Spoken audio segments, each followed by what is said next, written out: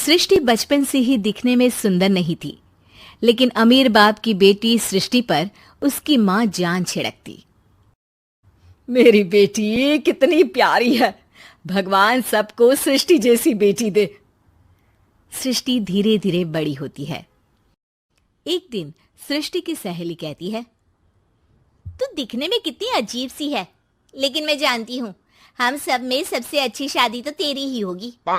तेरे पापा अमीर जो है।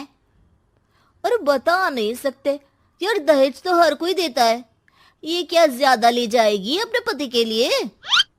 अरे बड़े शहर में कोठी है इसके पापा की। अरे पापा की है ना, कौन सी इसकी है? इसकी होती तब तो कोई भी लड़का इससे शादी कर लेता।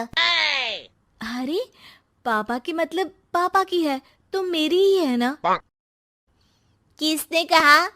अब तेरी तो तब होगी ना जब तेरा भाई ना हो। वैसे भी शादी के बाद सारी प्रॉपर्टी भाई के नाम होती है। सृष्टि समझ जाती है कि उसे किसी भी हालत में माँ बाप की सारी प्रॉपर्टी को अपने नाम करना है, लेकिन कैसे? एक दिन सृष्टि का भाई शीनू कहता है, बहन क्या कर रही है? तुझसे एक बात करनी है। अरे हाँ हाँ करना, मैं तो तेरी बहन हूँ। बहन मेरी लाइफ में ना एक लड़की है, बहुत अच्छी है। मैं सोच रहा हूँ माँ और पापा से बात करूँ शादी के लिए।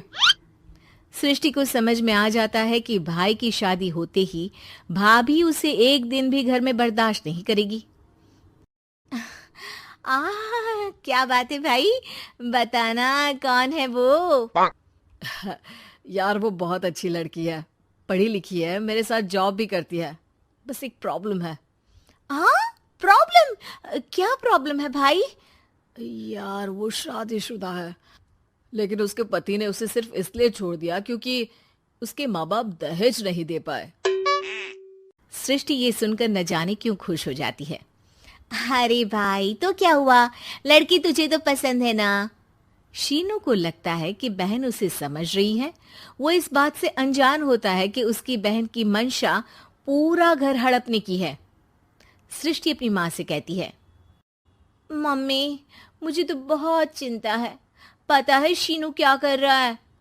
अरे क्या कर रहा है? वो तो काम पर जाता है और वापस घर आता है।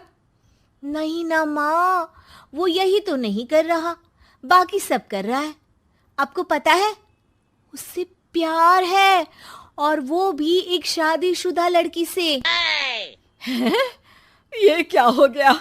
मैं सोसाइटी में क्या मुंह दिखाऊंगी? अरे तेरे पापा तो यही कहेंगे कि मैंने ही उसे बिगाड़ दिया है। माँ देखो, मेरी बात मानो, पापा पर भी विश्वास करने की जरूरत नहीं है। अब आप ही बताओ, पापा इतनी देर घर के बाहर रहते हैं क्यों? बोलो। अरे बेटा वो तो नौकरी करते हैं ना। तू बहुत भोली है माँ। पापा का ऑफिस तो 7 बजे खत्म हो जाता है, लेकिन देखो कितनी देर से आते हैं। अरे नहीं नहीं बेटा, ऐसी कोई बात नहीं है। सृष्टि माँ को एक औरत से बात करते पिता की फोटो दिखाती है। देखो माँ कैसे हैं पापा। मैं ना कहती थी कि पापा सही नहीं है। मैं तेरे पापा से बात करूंगी, दे फोटो मुझे। ओ माँ, वो तो डिलीट हो गई। लेकिन चल, तूने तो देख लिया ना। पापा से बाद में बात कर लेना, और हाँ मेरा नाम बिल्कुल मत लेना। हाँ माँ। अब क्या था, सृष्टि की माँ और पिता के बीच झगड़ा होना शुरू हो जाता है। सृष्टि के मन में क्या चल रहा था कोई नहीं जानता था। एक दिन, माँ सृष्टि के लिए एक लड़का देखा है, वो लोग शाम को उसे देखने आने वाले हैं। और हाँ माँ, एक खुशखबरी, मैं और पापा मिलकर एक नया बिजनेस ट्राई कर रहे हैं। शाम को लड़का आता है, सांवले रंग का। सृष्टि को तो बिल्कुल भी पसंद नहीं आता। लड़की की माँ कहती है, लड़की का चेहरा तो कोई खास नहीं, लेकिन अगर मेरे बेटे को आप लोग सेटल कर दें तो मैं उसकी शादी आपकी बेटी से करवा दूं। सृष्टि को लड़का बिल्कुल पसंद नहीं था। उसे भाई पर गुस्सा आ जाता है। लड़के वालों के जाने के बाद कहती है, माँ देखा शीनू मेरे लिए कैसा लड़का लेकर आया, न दिखाने लायक न सुनने लायक, सेटल भी नहीं, वो भी हम करे। अरे माँ, मैं जानती हूँ ये मेरी शादी किसी भी घर में क्यों करवाना चाहता है। अरे कैसी बात कर रही है बहन, तूने तो देखा ना, लड़के को मैंने ही मना कर दिया तुझसे शादी के लिए। जिसने लड़का बताया था उसने उसकी बहुत तारीफ की थी। बात आई गई हो जाती है, लेकिन सृष्टि का मन शांत नहीं होता। क्या करूं, कुछ समझ में नहीं आ रहा। मेरी शादी हो गई तो ये लोग पूरी प्रॉपर्टी शीनू के नाम कर देंगे, मेरे हाथ तो कुछ लगेगा ही नहीं। तभी सृष्टि को आइडिया आता है। वो किसी वकील को फोन करती है। जी देखिए, अगर आपके मम्मी पापा का तलाक हो जाता है तो आपके पिता की आधी प्रॉपर्टी आपकी माँ के नाम हो जाएगी, फिर उसे वो किसी को भी दे सकती है।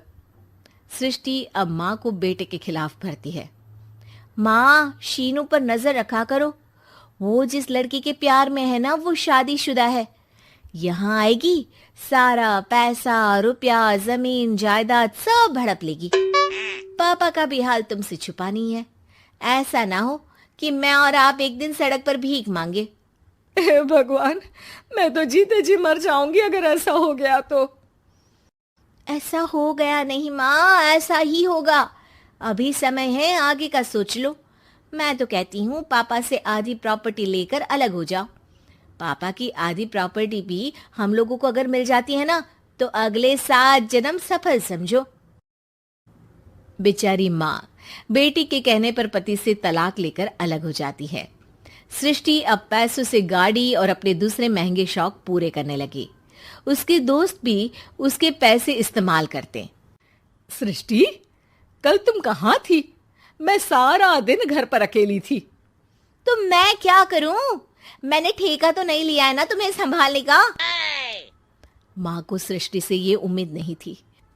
वो बैठकर रोने लगती है। वहीं उसका पति यानी कि सृष्टि के पिता आ जाते हैं। मैं जानता था कि तुम्हारा यही हाल होगा, तो आपने मुझे रोका क्यों नहीं? मैं रोकता तो तुम रुकती क्या? सृष्टि के कहने पर तुमने मुझ पर अपने बेटे पर शक किया, लेकिन तुम ये भूल गई कि कैसे हम दोनों ने मिलकर जीवन में इतना सब खड़ा किया। माँ पति के गले लग जाती है। मुझे माफ कर दीजिए, मैंने आपकी कमाई का एक बड़ा हिस्सा गवा दिया। कोई बात नहीं, तुम साथ हो तो मैं ऐसी 7 प्रॉपर्टी खड़ी कर दूंगा। तभी वहां सृष्टि आ जाती है रोते हुए। माँ, मयंक ने मुझे छोड़ दिया। वो बोल रहा था जब तक मेरे पास पैसे थे तब तक ही वो मेरे साथ था। पापा, माँ, मुझे माफ कर दीजिए।